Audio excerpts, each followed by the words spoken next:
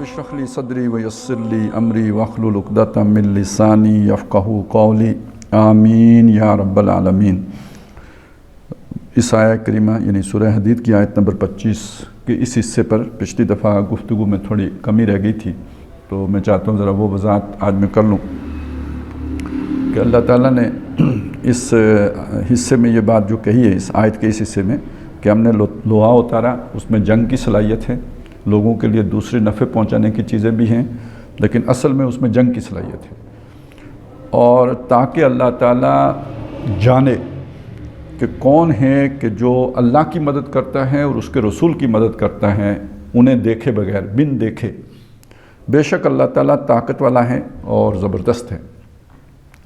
अब इसमें पहली बात तो ये समझ लीजिए कि जंग व जिदाल यानी ज़ाहिर है लोहा जो उतरा तो वो उसमें जो ताकत है यानी जंग की सलाहियत है उसमें, तो इसका मतलब यह है कि ये जो रसूल आए हैं दीन को कायम करने के लिए या इंसाफ को कायम करने के लिए या अदल इज्तिमाई को कायम करने के लिए, तो इसमें लोहे का उनसर भी शामिल होगा, यानी इसमें कुछ न कुछ लड़ाई भिड़ाई का काम होगा, तो उसके नतीजे में ये हो सकता है, उसके बगैर नहीं होगा।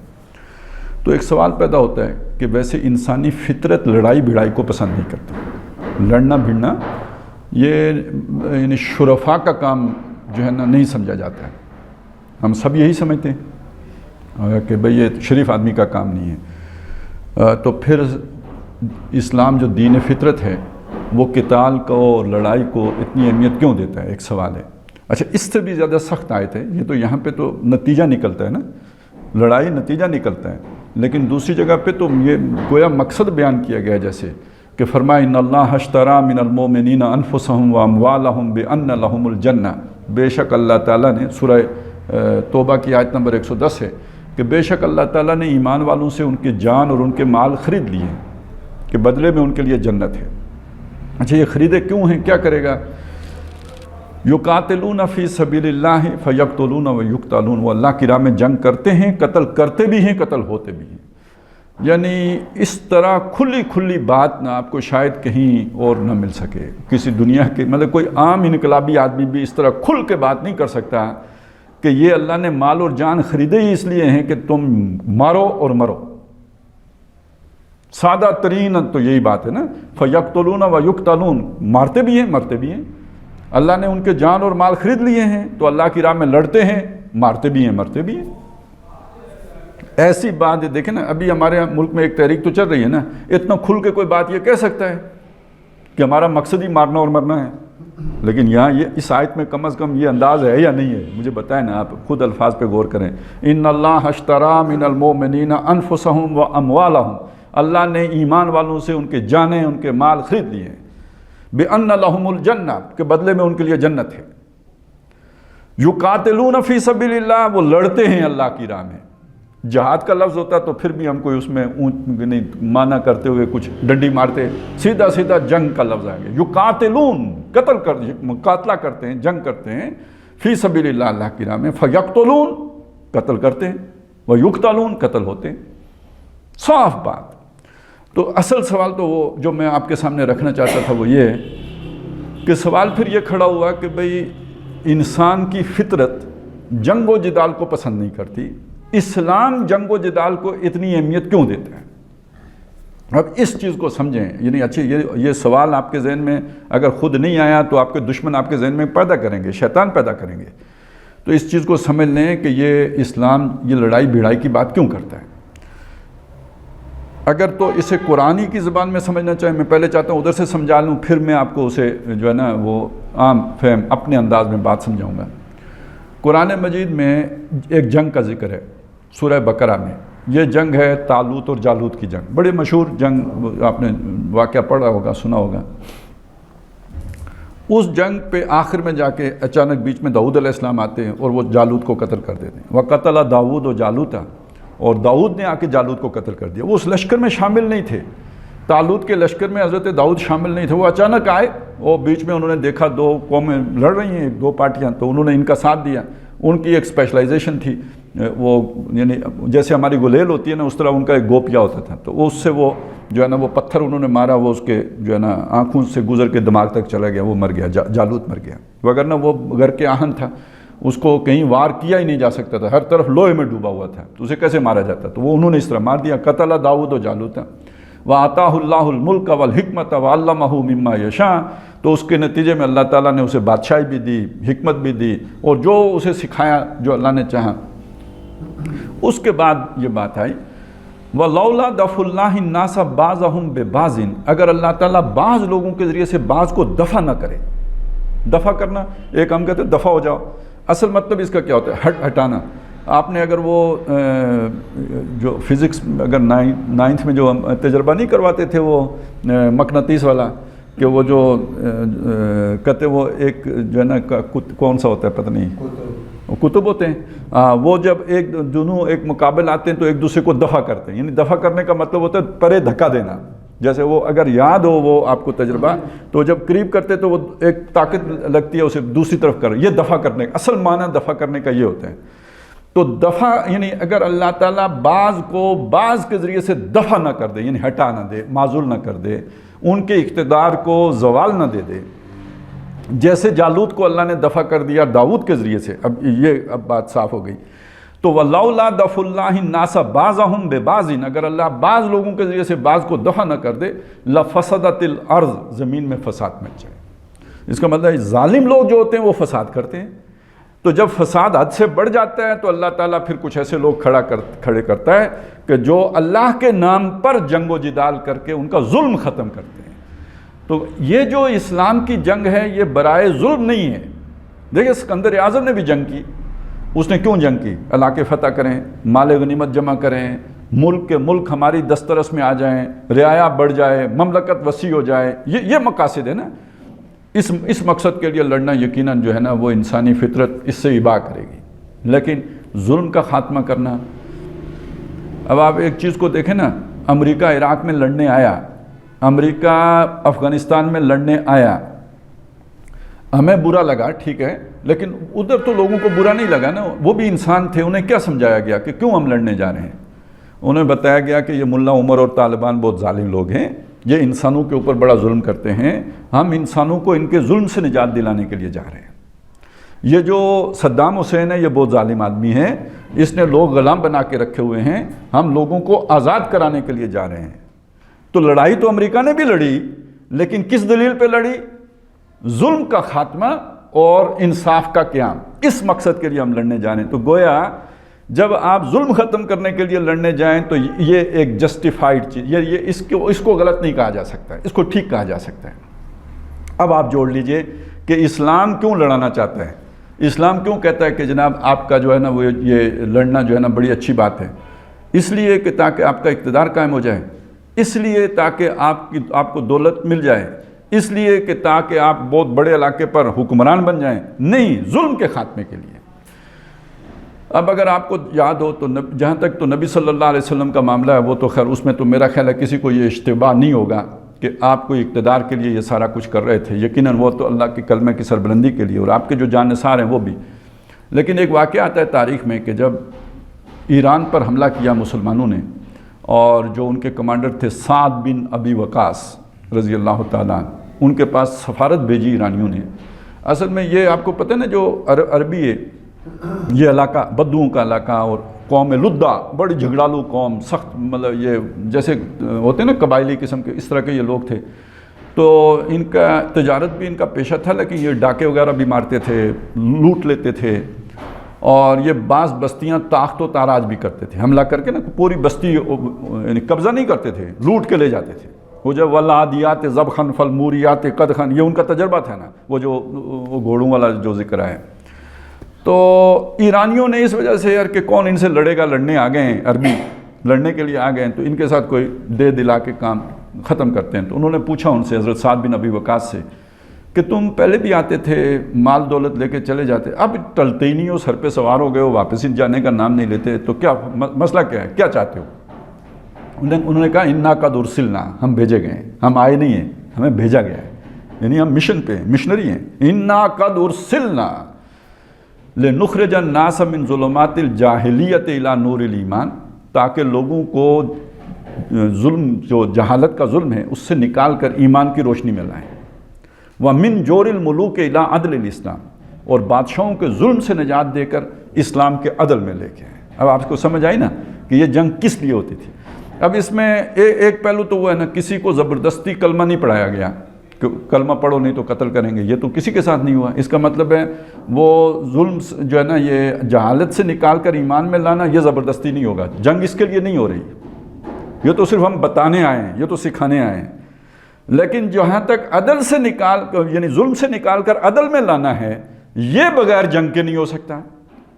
اب یہ دوسرا نقطہ ہے، سمجھ لیجئے کہ یہ جو ظالم ہوتا ہے اس کے منہ کو لگا ہوتا ہے خون، اور خون اس طرح بھی لگا ہوتا ہے کہ وہ لوگوں پر ظلم کرتا ہے، اور خون اس طرح بھی لگا ہوتا ہے کہ اس ظلم میں ہی تو اس کے سارے مفادات ہوتے ہیں.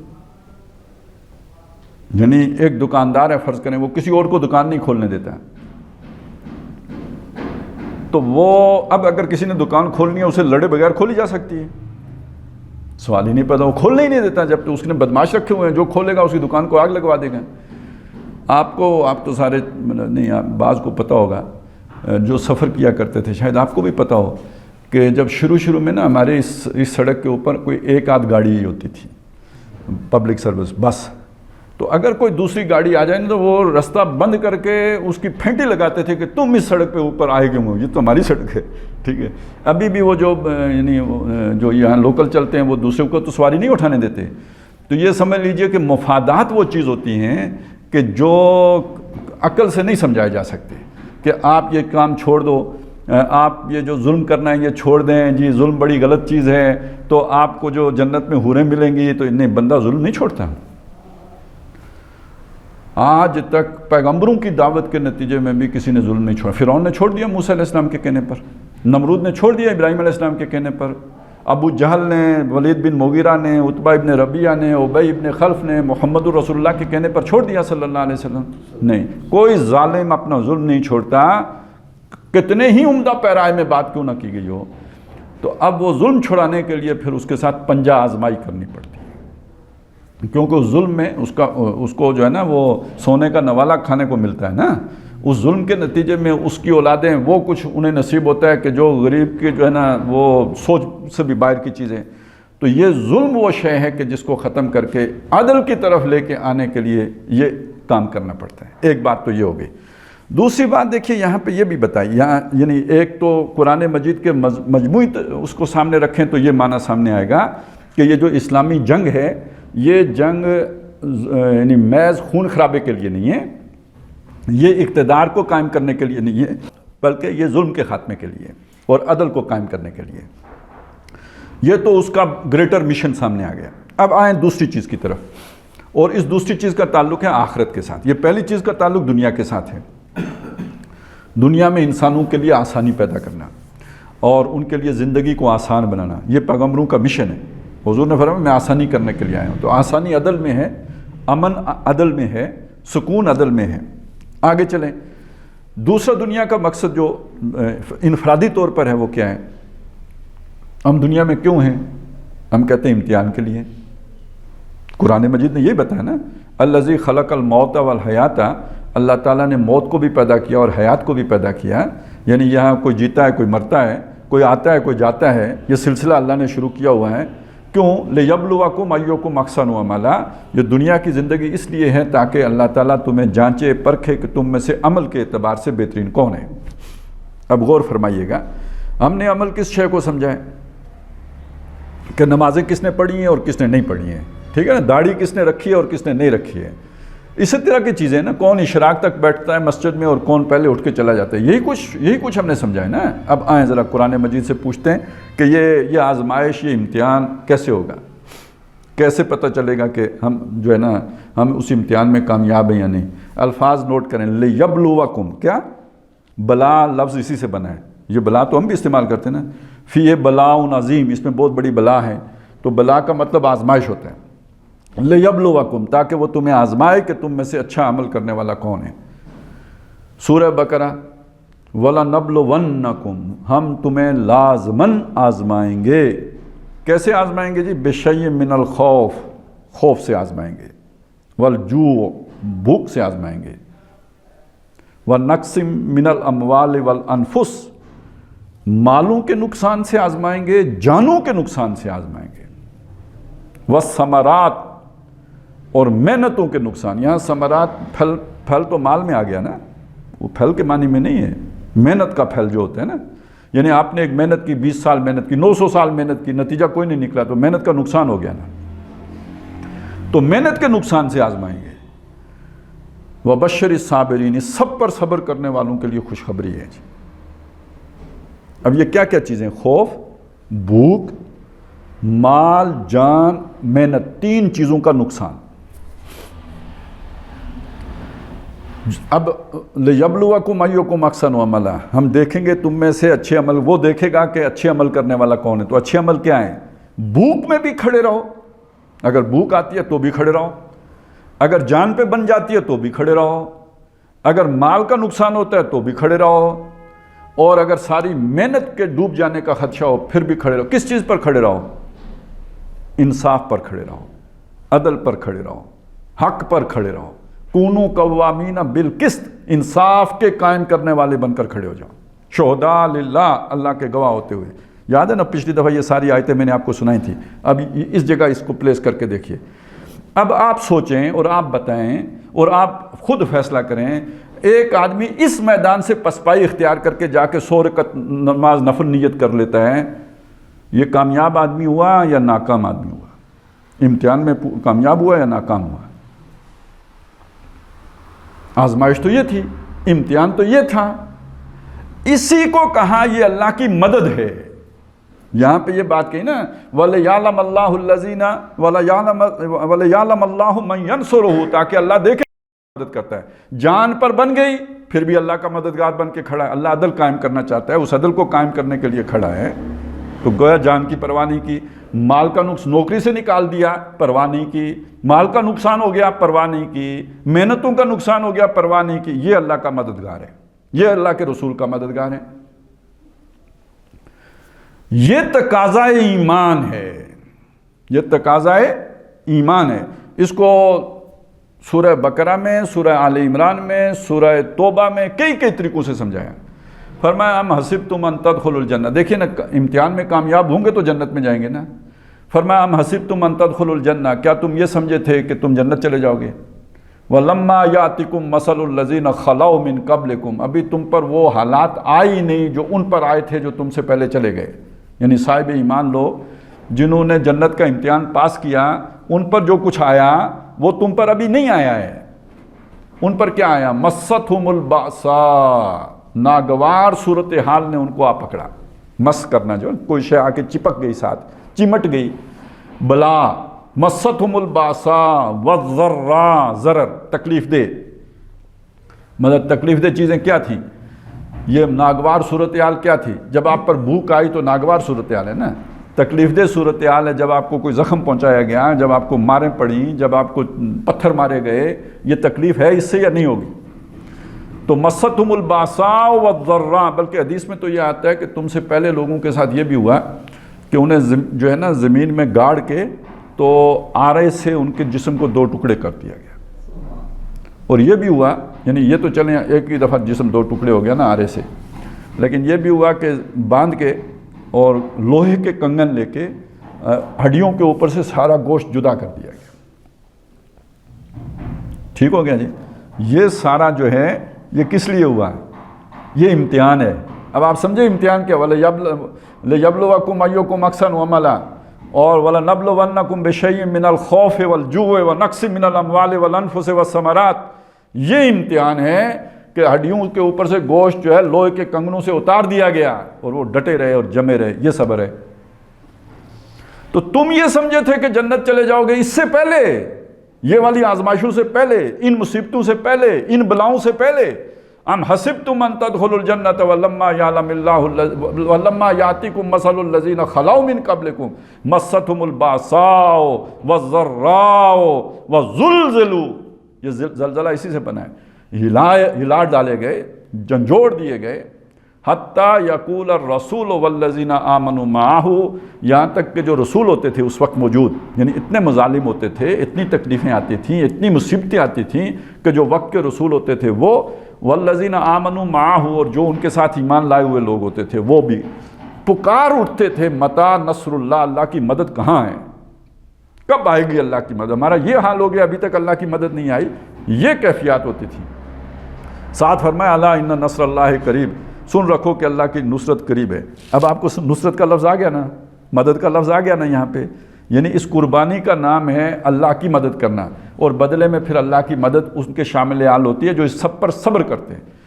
اب اسی کو سامنے رکھ کر نا یہ جو یعنی یہ والا وَلَنَبْلُوَنَّكُمْ بِشَيْءٍ مِّنَ الْخَوْفِ والا مضمون سامنے رکھ کر، اور خاص طور پہ یہ جو ام حسبتم ان تدخلوا الجنہ والا، بلکہ یہ دو مقامات اور بھی ہیں مختصراً میں ان کا بھی ذکر کروں گا، وہ بعد میں کروں گا اس کے، لیکن میں پہلے یہ وضاحت کر دوں کہ سورہ آل عمران میں یہ میرا خیال ہے رکوع نمبر 16 ہوگا یا 15 ہوگا، ٹھیک ہے، نہیں 12 13 14 نمبر ہے کہ وَقَائِم مِّن نَبِيٍّ، کتنے نبی گزرے، قاتل معاہم الربیون، جن کے ساتھ شامل ہو کے اللہ والوں نے جنگ کی. اب یہ دیکھیں جنگ کا مقصد کیا ہے، اللہ کا کلمہ سربلند کرنا. جنگ کا مقصد کیا ہے، عدل قائم کرنا.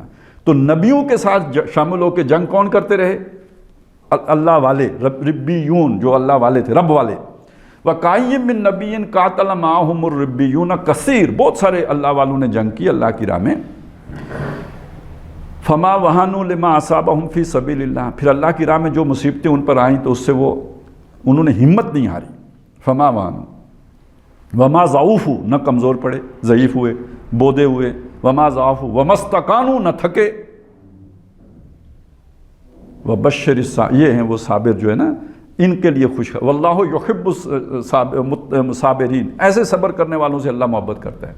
وما کان قولہم الا ان قالوا، جب بھی کوئی مصیبت آتی تھی تو ان کا قول نہیں ہوتا تھا مگر یہی کہتے تھے کہ اللہ ہم نے جو گناہ کیے ان کو معاف کر دے، ہمارے معاملے میں جو ہم سے زیادتی ہو گئی وہ ہمیں بخش دے. وانصرنا علی القوم الکافرین، یہ جو کافر ہیں ان کے مقابلے میں ہماری مدد فرما.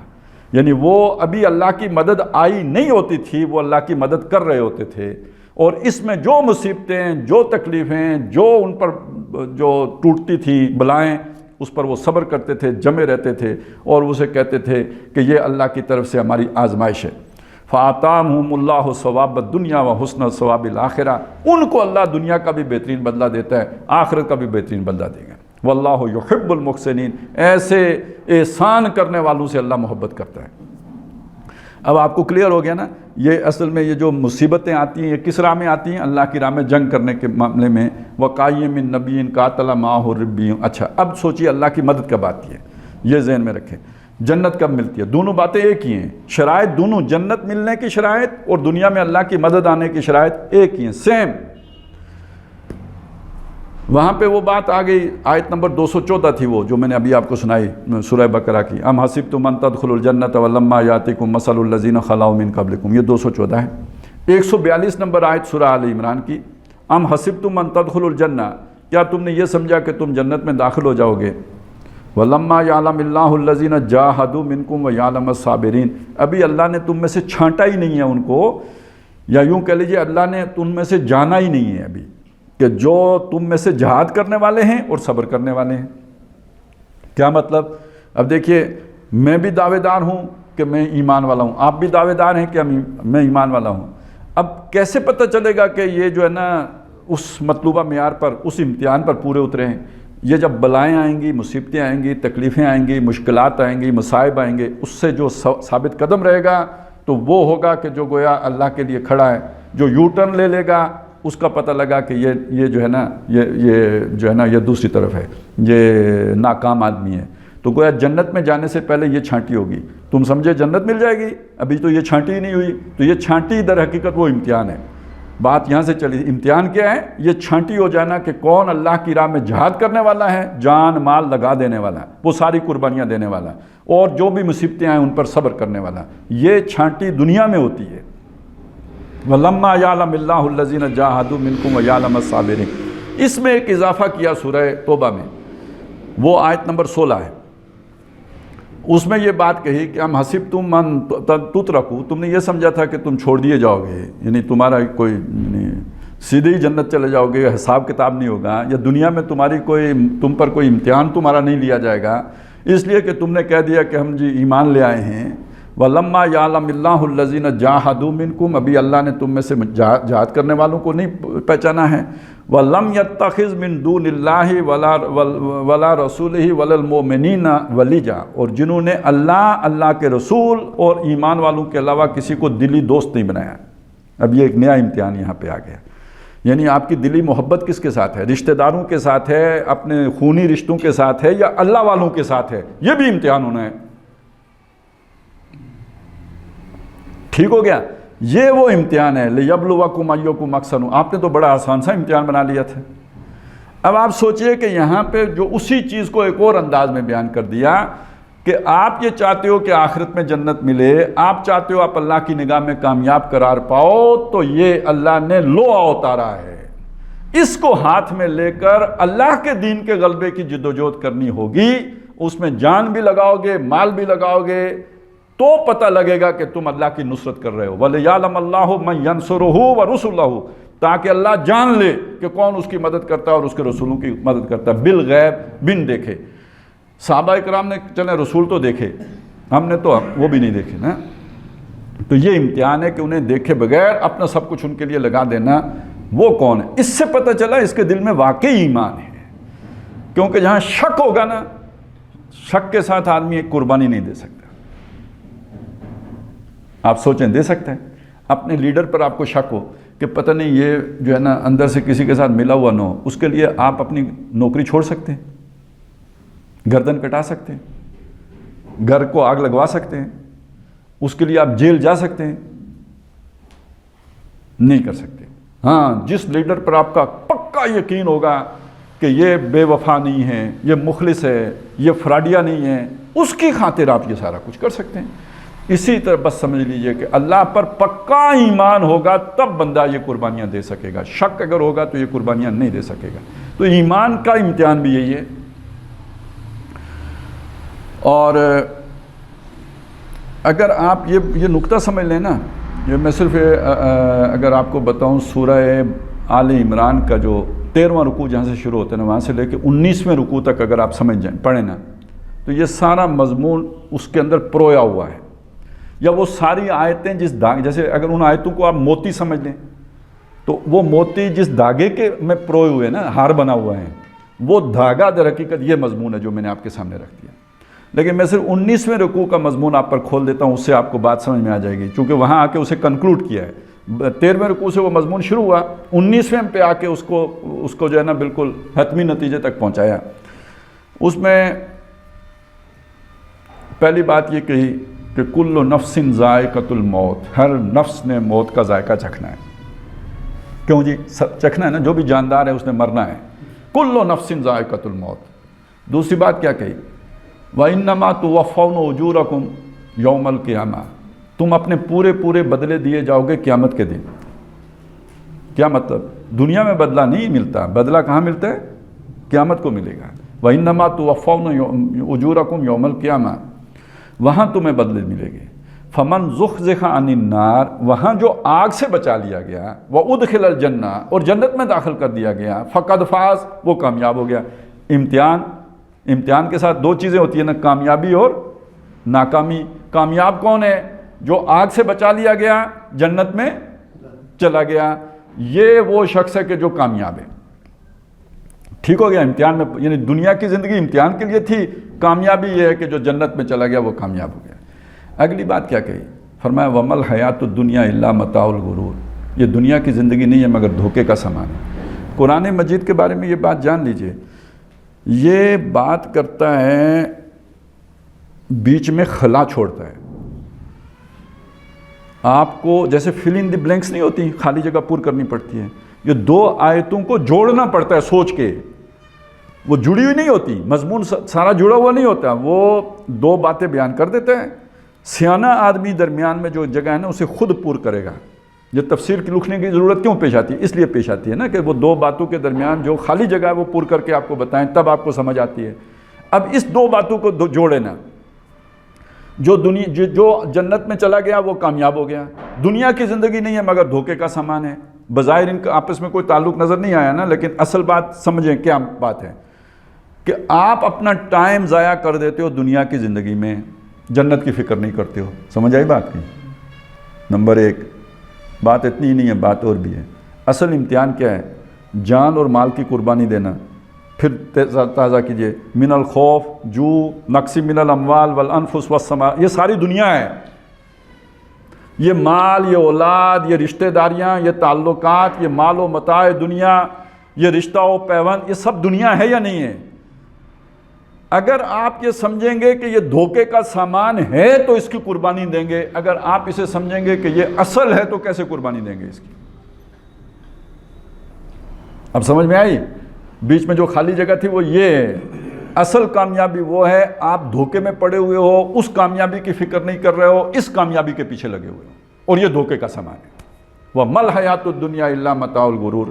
اچھا یہاں تک اب بات سمجھ میں آ گئی؟ ٹھیک ہے جی، آ گئی، مجھے بھی آ گئی، آپ کو بھی آ گئی. ہو سکتا میں بھی سب تقریر کروں کل کہ دنیا کی زندگی دھوکے کا سامان ہے. آپ بھی کسی جگہ پہ بیٹھے ہوں بڑے آرام سے، آپ بھی آیت کوٹ کریں گے، بتائیں گے کہ بھئی یہ دنیا دھوکے کا سامان ہے. پتہ کیسے چلے گا کہ میں کامیاب ہوں کہ میں اس نقطہ نظر کو اندر اتار چکا ہوں یا نہیں اتار چکا؟ اگلی آیت، لَتُبْلَوُنَّكُمْ، تم لازماً جانچے جاؤ گے، فی انفسکم، اپنی جانوں میں، واموالکم، اور اپنے مالوں میں. لَتُبْلَوُنَّ فی اموالکم وانفسکم، مالوں اور جانوں میں جانچے جاؤ گے، پرکھے جاؤ گے. یعنی مال پر بنے گی، جان پر بنے گی تو پتہ چلے گا نا دنیا کو آپ سمجھتے ہو دھوکے کا سامان یا دنیا کو آپ سمجھتے ہو کامیابی کا سامان. اگر مال بچانے کے لیے اللہ کی بات کو پس پش ڈال دیا، مال بچانے کے لیے قربانی نہیں دے سکے، جان بچانے کے لیے ساتھ نہیں چل سکے، تو اس کا مطلب یہ دنیا کو دھوکے کا سامان نہیں سمجھتے ہوئے کل سمجھے بیٹھے ہو. اگر آپ اس کو قربان کرنے کے لیے تیار ہو گئے تو اس کا مطلب یہ ہے آخرت کی کامیابی چاہتے ہو، دنیا کی کوئی پرواہ نہیں ہے. لَتُبْلَوُنَّ فِي أَمْوَالِكُمْ وَأَنفُسِكُمْ. اچھا یہیں پہ نہیں ختم کیا، وَلَتَسْمَعُنَّ مِنَ الَّذِينَ أُوتُوا الْكِتَابَ مِنْ قَبْلِكُمْ وَمِنَ الَّذِينَ أَشْرَكُوا أَذًى كَثِيرًا. تمہیں لازماً سننی پڑیں گی باتیں ان لوگوں سے بھی جنہیں کتاب دی گئی تم سے پہلے، اور ان سے بھی جنہوں نے شرک کیا. اذًا کثیرا، بہت اذیت دینے والی باتیں سننی پڑیں گی. یعنی اس کا مطلب کہ شریف آدمی بات نہیں سن سکتا. شریف آدمی کوئی بات کرتا اس لیے نہیں یار کہ بےزتی ہو جائے گی. تو یہاں تو لوگ کہتے ہیں کذاب. کس کو کہتے ہیں؟ ان کو کہتے ہیں جنہیں الصادق اور الامین کہتے تھے. محمد الرسول اللہ کو صلی اللہ علیہ وسلم الصادق الامین کا 40 سال کریکٹر یہ تھا، یہ کہلاتے تھے. اور جب آپ نے یہ دعوت پیش کی تو اب باتیں سننی پڑی یا نہیں سننی پڑی؟ مجنون ہیں، مسحور ہیں، ساحر ہیں، شاعر ہیں، کاہن ہیں. کون سا الزام ہے جو انہوں نے نہیں لگایا؟ تو جس آدمی کہتے ہیں میرے دنیا میں ہے کیا جی، میری عزت ہی ہے، تو گویا آپ عزت جو آدمی قربان نہ کر سکے اللہ کی راہ میں، وہ بھی اس امتحان میں آگے نہیں چل سکتا. آیا نقطہ سمجھ میں؟ یعنی صرف مال کی بات نہیں ہے، صرف جان کی مالی نہیں بات نہیں ہے، عزت بھی قربان کرنی پڑتی ہے، وہ بھی دینی پڑتی ہے. وَلَتَسْمَعُنَّ مِنَ الَّذِينَ أُوتُوا الْكِتَابَ مِنْ قَبْلِكُمْ وَمِنَ الَّذِينَ أَشْرَكُوا أَذًى كَثِيرًا وَإِن تَصْبِرُوا وَتَتَّقُوا. اس سب پر اگر صبر کرو، وہاں پہ بھی تھا نا وَبَشِّرِ الصَّابِرِينَ وَلَمَّا يَعْلَمِ اللَّهُ الَّذِينَ جَاهَدُوا مِنْكُمْ وَيَعْلَمَ الصَّابِرِينَ. تو یہاں پہ بھی وہی بات، وَإِن تَصْبِرُوا، اگر تم صبر کرو، اور یہ کہ وَتَتَّقُوا، اور اس پر جو ہے نا وہ تقوی کی روش اختیار کرو، فَإِنَّ ذَلِكَ مِنْ عَزْمِ الْأُمُورِ. تو یہ تو بڑی ہمت کے کاموں میں سے. اب آپ سمجھ گئے ہوں گے میرا خیال ہے کہ اصل میں امتحان تو ہے ہی یہ کہ آپ دنیا کو سمجھیں ایک دھوکے کا سامان. اور دھوکے کا سامان سمجھنے کا مطلب یہ ہے، یہ نہیں کہ رہبانیت اختیار کر لینی ہے، دنیا سے کوئی غرض ہی نہیں ہے، نہیں، اس کو استعمال کرنا ہے، محبت اس سے نہیں ہے. جب اللہ کی راہ میں قربان کرنے کی باری آئے تو دیر نہ لگے، اور اگر دیر لگ رہی ہے تو امتحان میں ناکامی ہوگی. اس چیز کو یہاں پہ یہ کہا کہ یہ در حقیقت اللہ کی مدد میں، یہ کسی کو جیسے نا اللہ تعالیٰ حوصلہ افزائی کر رہے ہوں کہ تم کس کی مدد کر رہے ہو؟ اللہ کی مدد کر رہے ہو. ویسے تو امتحان تمہارا ہے، لیکن اللہ تعالیٰ جب آپ اس طرح اپنا آپ اللہ کے لیے وقف کر دیتے ہیں تو اللہ تعالیٰ یہ نہیں کہتے کہ آپ کا امتحان تھا، اللہ یہ کہتے ہیں تم نے میری مدد کی ہے. گویا اعزاز بخش رہے ہوتے ہیں، گویا حوصلہ افزائی کر رہے ہوتے ہیں، گویا اس کی عزت بڑھا رہے ہوتے ہیں کہ یہ میرا مددگار ہے. حالانکہ کیا پدی کا شوربہ، ہم نے کیا اللہ کی مدد کرنی، جو ہمارے مال و اسباب ہے وہ دیا ہوا کس کا ہے، اسی کا ہے، لیکن یہ کہ یہ اللہ تعالیٰ اکرام کرنے کے لیے، اعزاز کرنے کے لیے فرماتے ہیں کہ گویا تم اللہ کی مدد کر رہے ہو، یہ مدد کریں گے تو اللہ کی مدد آئے گی، ان تنصر اللہ ینصرکم، اگر تم اللہ کی مدد کرو گے تو وہ تمہاری مدد کرے گا۔ اب اس میں ایک اور چھوٹا سا نقطہ ہے، وہ بھی سمجھ لیں، پھر ہم جو ہے نا چلیں آج اسی پہ اکتفا کر لیں گے۔ یہ جو ترجمہ میں نے کبھی یوں کرتا تھا تاکہ اللہ دکھا دے، کبھی ترجمہ کرتا تھا تاکہ اللہ جان لے، تو یہ اصل میں ترجمہ کیا بنتا ہے، وَلِيَعْلَمَ، تاکہ اللہ کو معلوم ہو جائے، لفظی ترجمہ یہ بنتا ہے تاکہ اللہ کو معلوم ہو جائے۔ اس پر ایک اشکال پیدا ہوتا ہے، یعنی ایک مشکل پیش آتی ہے کہ اللہ کو تو سب کچھ معلوم ہے، اللہ سے کیا شے پوشیدہ ہے، کیا شے مخفی ہے، کیا شے چھپی ہوئی ہے، کیا شے جو ہے نا اللہ سے خفیہ ہے، اللہ کو تو سب معلوم ہے، تو یہ بات کہنے کا مطلب کیا ہوا؟ اچھا، اس میں بعض لوگوں کو سچ مچ ایک گمراہی لاحق ہوئی ہے کہ انہوں نے اس سے یہ نتیجہ نکال لیا کہ اللہ تعالیٰ کو بھی موٹی موٹی باتیں معلوم ہوتی ہیں، چھوٹی چھوٹی باتیں نہیں معلوم ہوتی۔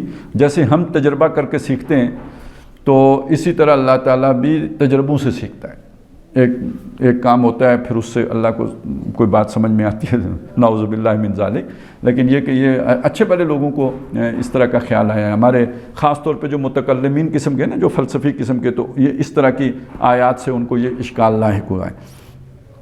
اب یہ بات جان لیجئے کہ یہاں پہ اس کا مطلب کیا ہے، اس کا یعنی پہلی بات یہ کہ یہ اسلوب کیا ہے، یہ اسلوب یہ ہے کہ اللہ تعالیٰ بات کر رہے ہوتے ہیں انسانوں سے، اور جب انسانوں سے بات کر رہے ہوتے ہیں تو ظاہر ہے انسانوں کی زبان میں کریں گے، عربی بھی انسانوں کی زبان ہے نا، قرآن عربی بنا کے اتارا، کیوں؟ اگر کسی اور زبان میں اتارتے تو انسانوں کو سمجھنا چاہیے، انسانوں کو سمجھانا ہے، لہٰذا عربی میں اتارا، جو ادھر موجود عربی جانتے ہیں ان کو سمجھ میں آئے گی، پہلی بات یہ۔ دوسری بات یہ ہے کہ جو استدلال کا طریقہ ہے وہ بھی انسانوں کے لیے ہے، بات وہ کرنی ہے جو ان کی سمجھ میں آئے۔ اللہ تعالیٰ اپنی سطح پہ بات کریں تو ہمیں سمجھ ہی کچھ نہیں آئے گا، وہ تو ہماری سطح پہ اتر کے بات کرتے ہیں نا، تو ہمارے ہاں بات کیا ہوتی ہے، ہم کس طرح بات کر رہے ہوتے ہیں، ہم اس طرح بات کر رہے ہوتے ہیں کہ جیسے کوئی باپ کسی بیٹے کو کہتا ہے میں دیکھ لوں گا تمہیں، تو یہ جو ہمارا انداز ہے اس انداز میں اللہ تعالیٰ ہم سے بات کر رہے ہیں۔ یہ نہیں کہ اللہ کو معلوم نہیں ہے، اللہ کو معلوم ہے، لیکن ہم جب کسی کا امتحان لیتے ہیں تو اسی طرح لیتے ہیں کہ اس سے ہم دیکھتے ہیں کہ بھئی یہ جو میں نے اسے سکھایا وہ اس نے سمجھ لیا یا نہیں سمجھ لیا۔ تو یہ ہمارا چونکہ طریقہ یہ ہے، ہماری عادت یہ ہے، ہماری سنت یہ ہے، ہمارا طور طریقہ یہ ہے، ہمارا انداز یہ ہے، ہمارا جو ہے نا مستقل عادت یہ ہے، تو اللہ تعالیٰ نے ہمارے ذہن کے مطابق یہ بات کی۔ جیسے تم ایک دوسرے کو دیکھتے ہو کہ تم میرے وفادار ہو یا نہیں، جیسے تم ایک دوسرے کو دیکھتے ہو کہ تم جو ہے نا وہ جو میں نے سکھایا وہ سیکھا تم نے یا نہیں، امتحان لیتے ہو، اسی طرح میں بھی تمہیں دیکھوں گا۔ یہ نہیں کہ اللہ کو پتہ نہیں تھا، اللہ کو پتہ ہے کون کیا ہے، صرف یہ انسانوں کی سطح پہ آ کے بات کرنا ہے۔ وگرنہ یہ کہ آپ دیکھیں نا، اسی لیے اللہ نے اگر مچھر کی مثال دی ہے قرآن مجید میں تو کیوں دی؟ انسانوں کو سمجھانے کے لیے دی ہے نا۔ یہی بات ابھی دیکھیں نا، میں نے آپ کو وہ آیت سنائی، ان اللہ اشتری من المؤمنین، اللہ نے خرید لیے ایمان والوں سے جو ہے نا مال اور جان جنت کے بدلے میں۔ یہ ہمارا تصور ہے نا خرید و فروخت کا، اللہ تو کچھ نہیں، اس اللہ سے کون خریدے گا، تو کون اللہ کیا بیچے گا، اسے کیا ضرورت ہے بیچنے کی؟ یہ ہمارا معاملہ ہے کہ ہم خرید و فروخت کرتے ہیں، ایک چیز دیتے ہیں اس کے بدلے میں کوئی چیز لیتے ہیں۔ تو اللہ تعالیٰ نے ہماری سطح پہ آ کے بات کر کے ہمیں سمجھایا کہ اگر جنت چاہتے ہو تو پھر یہ بیچو، مجھے دو، یہ جو میں نے تمہیں دیا ہوا ہے اس میں سے یہ لگاؤ اس راستے میں۔ تو یہ سمجھانے کا انداز، اسی طرح یہ بھی ایک سمجھانے کا انداز ہے۔ یہ ایسا نہیں ہے کہ یہ کوئی اللہ تعالیٰ کے علم میں اضافہ ہوتا ہے، اللہ کا علم جو ہے وہ دائمی ہے، ہمیشہ سے ہے، اور اللہ کو سب معلوم ہے، مستقبل کا بھی ماضی کا بھی، اور یہ صرف یعنی یہ ایک انداز ہے، بات کرنے کا انداز ہے۔ وَلِيَعْلَمَ اللَّهُ مَن يَنصُرُهُ وَرُسُلَهُ بِالْغَيْبِ إِنَّ اللَّهَ قَوِيٌّ عَزِيزٌ، بے شک اللہ۔ اب دیکھیے، یعنی وہ اگر کسی کو یہ مغالطہ ہو کہ اللہ کو ضرورت ہے ہماری مدد کی تو وہ ختم ہو جائے، ہماری مدد کی اللہ کو کوئی ضرورت نہیں، ہمارا امتحان جو ہے وہ مقصود ہے، اور وہ امتحان اس لیے نہیں کہ اللہ کو نہیں معلوم تھا کہ ہم کیا ہیں۔ فرشتوں نے بھی تو اعتراض کیا، تو ایک امتحان ہوا نا فرشتوں کے مقابلے میں، ان سے کہا کہ یہ ذرا نام بتاؤ، وہ نہیں بتا سکے، انسانوں نے بتا لیا تو وہ ان کو اللہ نے اونچا مقام دے دیا۔ اسی طرح جنت کے لیے بھی اللہ ثابت کرنا چاہتا ہے شیطان پر ثابت کرنا چاہتا ہے، جو دوزخ میں جائیں ان کے اوپر ثابت کرنا چاہتا ہے کہ یہ وہ لوگ ہیں کہ جنہوں نے جو اس کے حقدار بنے ہیں، جنہوں نے اپنی اہلیت ثابت کی ہے جنت میں جانے کا، اپنے آپ کو فٹسٹ ثابت کیا ہے کہ یہ اس کے میں جانے کے اہل ہیں۔ باقی اسے تمہاری مدد کی ضرورت نہیں ہے، صرف تمہارے امتحان کے لیے یہ سارا جو ہے نا یہ کیا کہیں آپ اسے اسٹیج سجایا گیا ہے، مخالفین بھی ہیں حمایتی بھی ہیں۔ اب آ جائیں آخری بات کی طرف، بس یہ آخری نقطہ ہے کہ یہ دنیا اسٹیج کا لفظ اچھا ہی آ گیا کہ اس میں جو اسٹیج پہ تو جو اداکار ہوتے ہیں تو ان کے پیچھے تو موٹیوز ہوتے ہیں نا، کوئی پیسہ ہوتا ہے، انہیں وہ اداکاری کرنی ہوتی ہے۔ یہاں پہ یہ جو لڑائی بھڑائی ہو رہی ہوتی ہے ساری، ادھر بھی پارٹیاں کھڑی ہو گئیں، ادھر بھی پارٹیاں کھڑی ہو گئیں، تو اس کے پیچھے کیا ہوتا ہے؟ ایک طرف تو یہ جسے کہتے ہیں نا رضائے الہی، اللہ راضی ہو جائے، امتحان میں کامیاب ہو جاؤں، آخرت میں کامیابی مل جائے، ایک طرف موٹیو یہ ہے ٹوٹلی، اور وہ اپنی ساری دنیا قربان کرنے کے لیے یہ گروہ تیار ہو جاتے ہیں۔ دوسری طرف موٹیو کیا ہے؟ یہ جو دھوکے کا سامان ہے یہ بہت محبوب ہو جاتے ہیں، یہ بہت پیارا ہو جاتے ہیں، اس کو بندہ دینے کے لیے وہ جسے کم کیا کہیں، چمڑی جائے پر دمڑی نہ جائے، یہ دمڑی نہیں ہوتا، دمڑی ہوتا ہے۔ تو دمڑی کسے کہتے ہیں؟ ہاں، ایک وہ جیسے ہوتی ہے نا کوڑی، یا جیسے کہتے ہیں پیسہ پائی، تو اسی طرح دمڑی بھی ایک شے ہوتی تھی، یعنی وہ پائی سے بھی کوئی شاید کم ہوتی تھی۔ تو وہ کہتے ہیں دمڑی ہاتھ سے نہ جائے، چمڑی بے شک چلی جائے۔ تو انسان کو مال سے اتنی محبت ہوتی ہے، انہ لحب الخیر لشدید، مال کی محبت میں بہت سخت ہے۔ ایک مال ہی کی محبت نہیں ہوتی، بعض کو مال کی محبت ہوتی ہے، بعض کو پیسہ خرچ کرنے میں کوئی مسئلہ نہیں ہوتا، انہیں کوئی اور کسی کو زمین کی محبت ہوتی ہے، کسی کو جو ہے نا وہ مویشیوں کی محبت ہوتی ہے، کسی کو اولاد کی ہوتی ہے، کسی کو عورتوں کی ہوتی ہے۔ تو فرمایا زُيِّنَ لِلنَّاسِ حُبُّ الشَّهَوَاتِ مِنَ النِّسَاءِ وَالْبَنِينَ وَالْقَنَاطِيرِ الْمُقَنطَرَةِ مِنَ الذَّهَبِ وَالْفِضَّةِ وَالْخَيْلِ الْمُسَوَّمَةِ وَالْأَنْعَامِ وَالْحَرْثِ۔ کسی کو لیڈری کی ہوتی ہے، وہ لیڈر بننے کے لیے ہوتر بھی بیچتا ہے، زمینیں بھی بیچتا ہے، کاروبار بھی تباہ کرتا ہے، وہ اپنی جو ہے نا کیریئر بھی برباد کر دیتا ہے، بس بڑا لیڈر بننا چاہتے ہیں۔ تو مختلف شوق ہوتے ہیں، لیکن یہ سارے انسٹنکٹیو ہوتے ہیں، جبلی ہوتے ہیں، یہ بالکل ایسے ہی ہوتے ہیں جیسے ایک کتا ہے، اسے جب بھوک لگتی ہے وہ پریشان ہو کے ادھر دوڑے گا ادھر دوڑے گا، جب 2 روٹیاں کھا لے گا تو ادھر پڑا سوتا رہے گا۔ شیر ہے، جب اسے بھوک لگتی ہے اب وہ بھی شکار کی تلاش میں نکلے گا، جب کسی شکار کر لے گا تو اس کے بعد کہیں کسی جگہ پہ بیٹھ کے تو آرام فرمائے گا۔ یہ انسان بھی اس کی جبلتیں ہیں، جب ان کو وہ تسکین نہیں ملتی تو وہ پھر رولا ڈالتا ہے، مصیبتیں ڈالتے ہیں، جھگڑے کھڑے کرتا ہے، اور جب سیٹسفیکشن ہو جاتی ہے اور تسکین ہو جاتی ہے اس کے بعد وہ آرام سے کہیں ٹک کے بیٹھ جاتے ہیں۔ تو یہ کون سے لوگ ہوتے ہیں جو اپنی جبلتوں کے سہارے چل رہے ہوتے ہیں؟ ظلم کون سے لوگ کرتے ہیں؟ یہ لوگ ظلم کرتے ہیں۔ کیوں؟ ایوان کا معاملہ یہ ہے کہ وہ جب اس کا ایک دفعہ پیٹ بھر جائے گا نا وہ نچنت ہو کے کہیں بیٹھ جائے گا۔ انسان کا معاملہ یہ نہیں ہے، اس کا جب پیٹ بھر جائے گا تو اسے شام کی فکر ہوگی کہ شام کو کیا کھاؤں گا۔ مطلب نہ کتے کو شام کی فکر ہے، نہ کوئی شیر کو شام کی فکر، انسان کو یہ فکر ہوگی تو وہ کہے گا بھائی اپنا کھتا بھرنا ہے، صندوق میں بھی لا کے رکھنا ہے، شام کے لیے بھی رکھنا ہے، رینی ڈیز کے لیے رکھنا ہے، بڑھاپے کے لیے رکھنا ہے، نسلوں کے لیے رکھنا ہے۔ اس کی لالچ نہیں ختم ہوتی، یہ اسپیشل چیز ہے، یہ باقی کسی ایوان میں یہ چیز آپ کو نظر نہیں آئے گی، یہ اس کے اندر جو ہے نا اضافی معاملہ ہو گیا۔ اب یہ وہ شے ہے کہ اب دوسرے کے حق پہ ڈاکہ ڈالو، اس سے چھینو اور اپنا صندوق بڑھاؤ، یہاں سے اس ظلم کا آغاز ہو جاتا ہے۔ تو ظالم لوگ یہ ہوتے ہیں اصل میں جو اپنی جبلتوں کے سہارے پہ چل رہے ہوتے ہیں۔ ان کو کینڈے میں لانا، ان کو صحیح ٹریک پہ لے کے آنا، ان سے یہ ظلم کی وہ جو ہے نا طاقت چھین لینا، اس کے لیے یہ سارا جو ہے نا وہ کھیڑ مور لینا پڑتا ہے۔ اب یہ دیکھیے جیسے دنیا گول ہے تو ہمارا سارا مضمون بھی گول ہو گیا نا، کہ عدل کا قائم کرنا، اس کے لیے اللہ نے رسول بھیجے، اس عدل کے لیے لوہے کی طاقت کو ہاتھ میں لینا پڑتا ہے، اور یہی در حقیقت امتحان ہے۔ اور یہ ایک وہ ہیں جو باشعور لوگ ہیں، جو اللہ کی دنیا کی حقیقت کو جانتے ہیں، اپنی حقیقت کو جانتے ہیں، اللہ کے پیغام کو سمجھتے ہیں اور جانتے ہیں کہ اللہ کیا کام کرنے سے راضی ہوگا، اللہ کی بھی معرفت رکھتے ہیں، اور یہ تو جو بھی عمل کر رہے ہوتے ہیں قربانی کا عمل ہے، یہ سارا جو بھی کر رہے ہیں اپنی سارا کچھ نچھاور کرنے کے لیے تیار ہوتے ہیں، ایثار کا عمل ہے، قربانی کا عمل ہے۔ اور دوسرے وہ ہیں جو لالچی ہیں اور وہ اپنی جبلتوں محنت وہ بھی کرتے ہیں، بھاگ دوڑ وہ بھی کرتے ہیں، صبح و شام وہ بھی اپنے آپ کو لگاتے اور کھپاتے ہیں، لیکن اس کے پیچھے جبلتیں ہوتی ہیں، کوئی جو ہے نا کوئی اعلیٰ جو ہے پیچھے جذبہ نہیں ہوتا، کوئی اللہ کی رضا، آخرت کی کامیابی، یہ نہیں ہوتا، جبلتیں ہوتی ہیں پیچھے. ان کا یہ ٹکراؤ ہے اور اسی میں صلاحیتیں جو ہے نا وہ اجاگر ہو رہی ہوتی ہیں. وہ کہ تو خاک میں مل اور آگ میں جل، جب خشت بنے تب کام چلے. ان خام دلوں کے عنصر پر بنیاد نہ رکھ، تعمیر نہ کر، اور تندی باد مخالف سے نہ گھبرائے ہو کعب، یہ تو چلتی ہے تجھے اونچا اڑانے کے لیے. اور جب تک ہے خام تو ہے مٹی کا ایک انبار تو، پختہ ہو جائے تو ہے شمشیر بے زنہار تو. تو جنت میں جانے سے پہلے یہ والا تزکیہ یہ دنیا میں ہوگا، اور یہ امتحان ہے جس سے انسان گزرے گا، اور اس سے پتہ چلے گا کہ یہ دنیا میں رہا لیکن یہ کہ اس سے فائدہ اٹھایا، لیکن اسے دھوکے کا سامان سمجھ کے ہر شے اللہ کی راہ میں قربان کرنے کے لیے ہر وقت یہ تیار رہا، آمادہ رہا اور کرتا بھی رہا. صرف آمادہ اور تیار ہی نہیں، جب موقع آیا تو کیا بھی. جو حق کی خاطر جیتے ہیں مرنے سے کب ڈرتے ہیں جگر، جب وقت شہادت آتا ہے دل سینوں میں رقصاں ہوتے ہیں، تو وہ تو اس دن کے لیے گویا بے قرار ہوتے ہیں. تو بہرحال یہ اصل امتحان ہے. یہ امتحان جو ہے نا چھوٹا سا امتحان نہیں، پوری زندگی کا امتحان ہے. اب آ جائیں وہ سورہ انعام کی جو ہے نا آخری رکوع کی جو آیات ہیں کہ نبی صلی اللہ علیہ وسلم ابراہیم علیہ السلام کی زندگی کو سامنے رکھیں تو سارا جو ہے نا یہی نقشہ آپ کو نظر آئے گا. ہر شے کی قربانی، بیٹے کی قربانی، جان اپنی آگ میں چھلانگ لگا دی، والدین کو چھوڑ دیا، اپنا علاقہ چھوڑا، بیوی چھوڑی، یہ سارا ان کی زندگی کا آپ کو خلاصہ نظر آئے گا.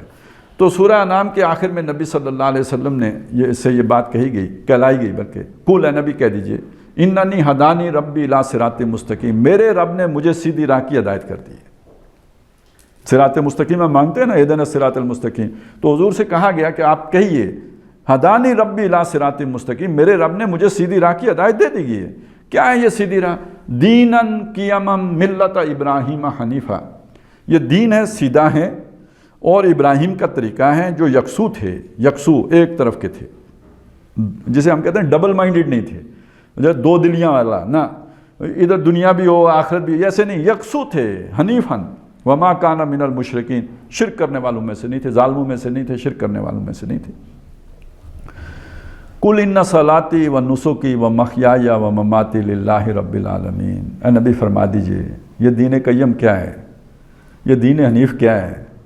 بے شک میری نماز جیسے اللہ کے لیے ہے، میری جو ہے نا قربانی جیسے اللہ کے لیے ہے، ایسے ہی میرا جینا اور میرا مرنا بھی اللہ کے لیے. یہ ہے دین حنیف. دینن قیما ملت ابراہیم حنیفا وما کان من المشرکین قل ان صلاتی و نسکی و محیای و مماتی للہ رب العالمین. یہ ہے اصل میں، یہ پوری زندگی کا امتحان ہے، اور پوری زندگی کی ہر وہ شے جس سے ہمیں محبت ہے اس سب کو اللہ کی راہ میں قربان کرتے ہیں یا نہیں کرتے، اس کا امتحان ہے. اب اگر آپ اس آیت کو دیکھیں دوبارہ کہ لقد ارسلنا رسولنا، ہم نے رسول بھیجے، بالبینات، معجزے دے کے بھیجے، وانزلنا معہم الکتاب، ان کے ساتھ کتابیں اتاری، والمیزان، انصاف والا ترازو اتارا، انسانوں کے درمیان انصاف کرنے والا ترازو اتارا، لیقوم الناس بالقسط، تاکہ لوگ انصاف پر کھڑے ہو جائیں، ظلم ختم ہو جائے، انصاف قائم ہو جائے. لیکن ظالم رستہ نہیں دیتے، ظالم بات نہیں مانتے. وانزلنا الحدید، تو اس کے لیے ہم نے لوہا اتارا، فیہ باس شدید، اس میں جنگ کی صلاحیت ہے. یعنی ان ظالموں کو جیسے داؤد علیہ السلام نے جالوت کو قتل کر دیا تھا، ایسے ان کو جو ہے معزول کر کے، دفع کر کے، وَلَوْلَا دَفْعُ اللَّهِ النَّاسَ بَعْضَهُمْ بِبَعْضٍ، ان کو دفع کر کے تو وہ عدل کا نظام قائم کر دیں. اور اس میں پھر اسی سے یہ بھی یعنی دنیا میں یہ عدل قائم ہو جائے تاکہ کمزور سے کمزور آدمی بھی اللہ کے دین پر آرام سے چل سکے، سکون سے چل سکے، اسے روٹی کی، بھوک کی اور جو ہے نا وہ مسائل کا مسئلہ نہ ہو. تو دوسرا کیا، یہی تمہارا امتحان ہے. دنیا امتحان کے لیے بنی، امتحان بھی یہی ہے. وَلِيَعْلَمَ اللَّهُ مَن يَنصُرُهُ وَرُسُلَهُ بِالْغَيْبِ، تاکہ اللہ یہ بھی پتہ لگا لے کہ کون ہے جو اللہ اور اس کے رسول کی مدد کرتے ہیں غیب میں ہونے کے باوجود. ان اللہ قوی عزیز، بے شک اللہ تعالیٰ قوت والا بھی ہے اور زبردست بھی ہے. تو اللہ تعالیٰ ہمیں جیسے قرآن مجید سے ایک یعنی شغف عطا فرمایا ہے کہ ہم سیکھنے کی کوشش کرتے ہیں، سمجھنے کی کوشش کرتے ہیں، معلوم کرنے کی کوشش کرتے ہیں کہ ہمارا رب ہم سے کیا چاہتا ہے، کیا کہتا ہے اور اس کی باتوں کا مفہوم کیا ہے. تو وہاں یہ بھی استدعا کرنی چاہیے، دعا مانگنی چاہیے کہ اللہ تعالیٰ ہمیں اس پر عمل پیرا ہونے کی بھی توفیق عطا فرمائے. بارک اللہ لی و لکم فی القرآن العظیم ونفعنی و ایاکم بالآیات والذکر الحکیم.